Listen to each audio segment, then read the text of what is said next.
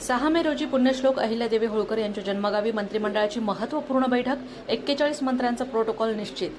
पुण्यश्लोक अहिल्यादेवी होळकर यांच्या जन्मगावी येत्या 6 मे रोजी राज्य मंत्रिमंडळाची बैठक आयोजित करण्यात आली आहे. या ऐतिहासिक बैठकीसाठी 41 मंत्र्यांचा प्रोटोकॉल ठरवण्यात आला असून प्रशासनाकडून तयारीला वेग आलाय. या बैठकीच्या पार्श्वभूमीवर सभापती राम शिंदे यांनी प्रत्यक्ष स्थळी भेट देत पाहणी केली. त्यांनी स्थानिक अधिकाऱ्यांसोबत आढावा बैठक घेऊन तयारीचा आढावा घेतला. यावेळी जिल्हाधिकारी डॉ. पंकज आशिया, पोलीस अधीक्षक राकेश ओला आणि जिल्हा परिषद कार्यकारी अधिकारी आशिष येरेकर उपस्थित होते.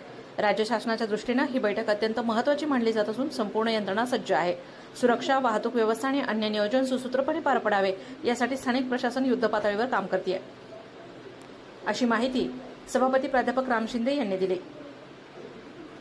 प्रतिनिधी नासिर पठाणसह पत्रकार अशोक नेमोणकर, जामखेड.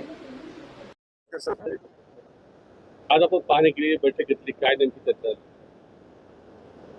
6 तारखेला महाराष्ट्र राज्याचे मंत्री परिषदेची बैठक पुण्यश्लोक अहिल्यादेवी होळकर यांच्या त्रिशताब्दी जन्म वर्षच्या पार्श्वभूमीवरती जन्मगावी होत आहे. त्याचा आज जिल्हाधिकारी, CO, SP सर्व प्रशासकीय अधिकाऱ्यांची बैठक घेतली. 5 दिवसापासून नियोजन सुरू झाले. आज मी बैठक बोलवली होती. नियोजन अतिशय उत्तम प्रकारे झालेलं आहे.